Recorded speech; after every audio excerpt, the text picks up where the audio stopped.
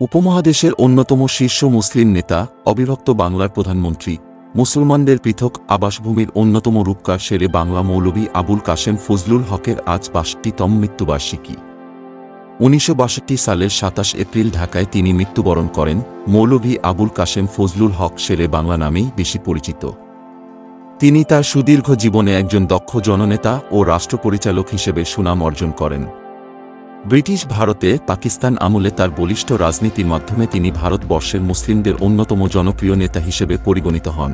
বাকেরগঞ্জ জেলার দক্ষিণাঞ্চলের বর্তিষ্ণু গ্রাম সাটুরিয়ায় ১৮৭৩ সালের ২৬ অক্টোবর মামার বাড়িতে তার জন্ম। পূর্বপুরুষদের বাড়ি ছিল বরিশালের চাখার গ্রামে। তিনি ছিলেন মুহম্মদ ওয়াজেদ ও সাইদুন্নিসা খাতুনের একমাত্র পুত্র। আরবি ও ফার্সিতে প্রথম পড়াশোনা। তারপর ১৮৯০ সালে বরিশাল জিলা স্কুল থেকে এন্ট্রান্স, ১৮৯২ সালে প্রেসিডেন্সি কলেজ থেকে এফ.এ এবং ১৮৯৪ সালে বি.এ পরীক্ষায় রসায়ন, গণিত ও পদার্থবিদ্যা ৩টি বিষয়ে অনার্স সহ পাশ করেন। ১৮৯৫ সালে গণিতবিদ্যায় বিশেষ পারদর্শিতার সঙ্গে এম.এ পাশ করলেন কলকাতা বিশ্ববিদ্যালয় থেকে। ১৮৯৭ সালে ওই একই বিশ্ববিদ্যালয় থেকে এ.কে ফজলুল হক আইন পাশ করে উকিল হলেন। প্রথম জীবনে তিনি শিক্ষানবিশরূপে ওকালতি শুরু করেছিলেন স্যার আশুতোষ মুখার্জির নিকট। ১৯০১ সালে তার পিতা ইন্তেকাল করলে হক এ.কে ফজলুল হক বরিশালে এসে ওকালতি শুরু করলেন।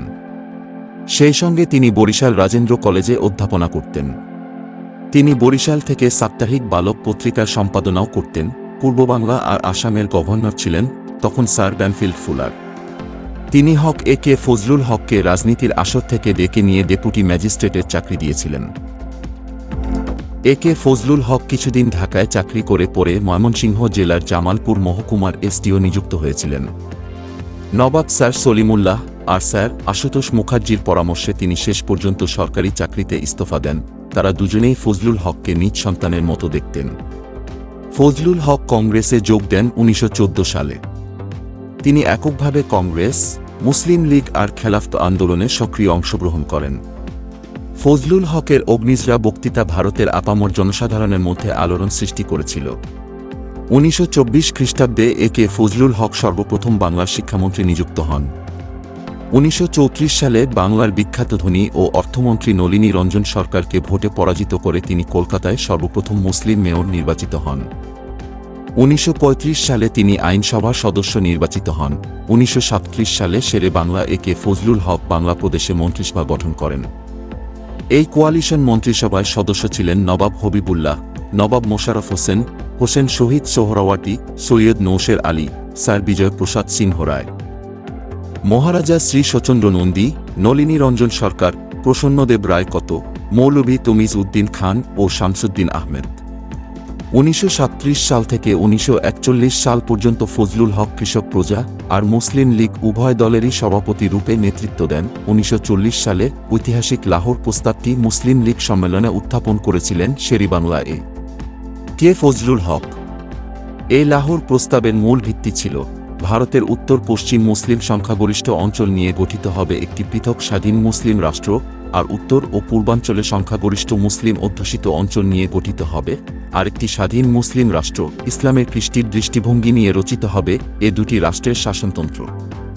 এভাবে দুটি মুসলিম স্বাধীন দেশ সুযোগ সুবিধা মতো রচনা করবে তাদের শাসন প্রণালী। এই অধিবেশনের সভাপতি ছিলেন কায়েদ-ই-আজম মোহাম্মদ আলী জিন্নাহ। বিপুল হর্ষধ্বনি আর করতালির মাধ্যমে ফজলুল হকের এই প্রস্তাবটি পাশ হয়।